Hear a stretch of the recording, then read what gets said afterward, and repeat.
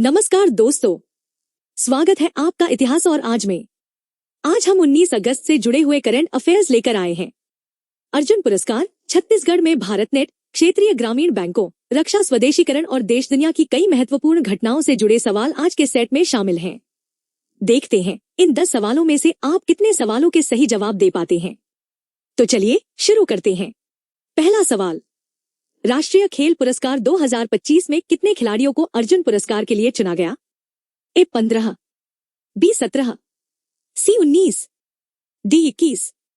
सोचिए सही जवाब। सही उत्तर है बी 17। व्याख्या, युवा कार्यक्रम एवं खेल मंत्रालय ने राष्ट्रीय खेल पुरस्कार 2025 की घोषणा की।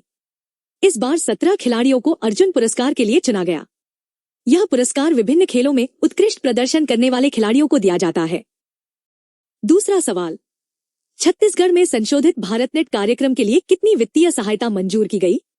ए 2,942 करोड़ रुपए, बी 3,942 करोड़ रुपए, सी 4,942 करोड़ रुपए, डी 5,942 करोड़ रुपए। सोचिए सही जवाब। सही उत्तर है बी 3,942 करोड़ रुपए। व्याख्या, छत्तीसगढ़ में संशोधित भारतनेट कार्यक्रम लागू करने के लिए 3,942 करोड़ रुपए की वित्तीय सहायता मंजूर की गई। इससे राज्य की ग्राम पंचायतों और गांवों में ब्रॉडबैंड कनेक्टिविटी को मजबूत करने में मदद मिलेगी। तीसरा सवाल, वित्त वर्ष 2025-26 में क्षेत्रीय ग्रामीण बैंकों का कुल बकाया ऋण बढ़कर कितना हो गया? ए 4.78 लाख करोड़ रुपए, बी 5.28 लाख करोड़ रुपए, सी 5.78 लाख करोड़ रुपए, डी 6.78 लाख करोड़ रुपए। सोचिए सही जवाब। सही उत्तर है सी 5.78 लाख करोड़ रुपए। व्याख्या, वित्त वर्ष 2025-26 में क्षेत्रीय ग्रामीण बैंकों का कुल बकाया ऋण 10.3% बढ़कर 5.78 लाख करोड़ रुपए हो गया। ग्रामीण क्षेत्रों में कृषि और अन्य प्राथमिकता वाले क्षेत्रों तक संस्थागत ऋण पहुंचाने में इन बैंकों की महत्वपूर्ण भूमिका है। चौथा सवाल, 12वीं ब्रिक्स पर्यावरण मंत्रियों की बैठक में भारत ने किस तरह की पर्यावरणीय कार्रवाई पर जोर दिया? ए केवल कार्बन व्यापार पर, बी लोगों पर केंद्रित और क्रियान्वयन आधारित पर्यावरणीय कार्रवाई पर, सी केवल समुद्री सुरक्षा पर, डी केवल वन्यजीव पर्यटन पर। सोचिए सही जवाब। सही उत्तर है बी लोगों पर केंद्रित और क्रियान्वयन आधारित पर्यावरणीय कार्रवाई पर। व्याख्या, 12वीं ब्रिक्स पर्यावरण मंत्रियों की बैठक में भारत ने लोगों की जरूरतों से जुड़ी और जमीन पर प्रभाव दिखाने वाली पर्यावरणीय कार्रवाई पर जोर दिया। बैठक में साझा पर्यावरणीय प्राथमिकताओं पर सहयोग बढ़ाने पर भी चर्चा हुई। पांचवा सवाल, भारतीय प्रतिस्पर्धा आयोग ने टाटा स्टील को टीएम इंटरनेशनल लॉजिस्टिक्स में कितनी हिस्सेदारी खरीदने की मंजूरी दी?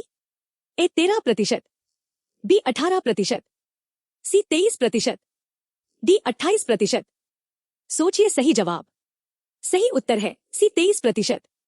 व्याख्या, भारतीय प्रतिस्पर्धा आयोग ने टाटा स्टील द्वारा टीएम इंटरनेशनल लॉजिस्टिक्स में 23% इक्विटी हिस्सेदारी खरीदने को मंजूरी दी। यह कॉर्पोरेट अधिग्रहण और प्रतिस्पर्धा नियमन से जुड़ा महत्वपूर्ण विकास है। 5 सवाल पूरे हो चुके हैं। अपना स्कोर कमेंट में जरूर बताइए। अब बढ़ते हैं अगले सवाल की तरफ। छठा सवाल, स्कूली बच्चों के आधार अपडेट अभियान के तहत कितने से अधिक अनिवार्य बायोमेट्रिक अपडेट पूरे किए गए? ए 1 करोड़, बी 1.5 करोड़, सी 2 करोड़, डी 3 करोड़। सोचिए सही जवाब। सही उत्तर है सी 2 करोड़। व्याख्या, यूआईडीएआई के विशेष अभियान के तहत स्कूली बच्चों के 2 करोड़ से अधिक अनिवार्य बायोमेट्रिक अपडेट पूरे किए गए। इस अभियान का उद्देश्य बच्चों के आधार रिकॉर्ड को सही और अपडेट रखना है। सातवां सवाल, राष्ट्रीय राजमार्गों पर डिजिटल फास्टैग स्थानीय पास की सुविधा अब कितने टोल प्लाजा तक बढ़ाई गई है? ए 101, बी 111, सी 121, डी 131। सोचिए सही जवाब। सही उत्तर है सी 121। व्याख्या, एनएचएआई ने डिजिटल फास्टैग स्थानीय पास की सुविधा को 121 टोल प्लाजा तक बढ़ाया है। पात्र स्थानीय वाहन मालिक डिजिटल माध्यम से स्थानीय पास प्राप्त कर सकते हैं, जिससे स्थानीय यात्रियों के लिए टोल भुगतान की प्रक्रिया आसान होगी। आठवां सवाल, कर्नाटक के रायचूर में वेस्ट टू वुड्स पहल के तहत लगभग कितनी भूमि को पुनः उपयोग योग्य बनाया गया? ए लगभग 12 एकड़, बी लगभग 17 एकड़, सी लगभग 22 एकड़, डी लगभग 32 एकड़।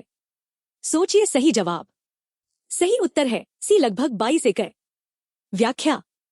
रायचूर के यकलासपुरा डंप साइट से बड़ी मात्रा में कचरे का प्रसंस्करण किया गया और करीब 22 एकड़ भूमि को दोबारा उपयोग योग्य बनाया गया। इसके बाद क्षेत्र में हरित क्षेत्र विकसित करने का काम भी किया गया। 9वां सवाल, पश्चिम बंगाल में पहली बार कौशल महोत्सव का आयोजन किस स्थान पर किया गया? ए कोलकाता, बी सिलीगुड़ी, सी बालूरघाट, डी दुर्गापुर। सोचिए सही जवाब। सही उत्तर है सी बालूरघाट। व्याख्या। पश्चिम बंगाल के बालूरघाट में राज्य का पहला कौशल महोत्सव आयोजित किया गया। इसमें युवाओं के लिए कौशल प्रशिक्षण और रोजगार के अवसरों से जुड़ी गतिविधियां आयोजित की गई। 10वां और आखिरी सवाल, 18 अगस्त को घोषित नई सकारात्मक स्वदेशीकरण सूची में कितनी रणनीतिक वस्तुएं शामिल की गई? ए 305, बी 405, सी 505, डी 605। सोचिए सही जवाब। सही उत्तर है बी 405। व्याख्या।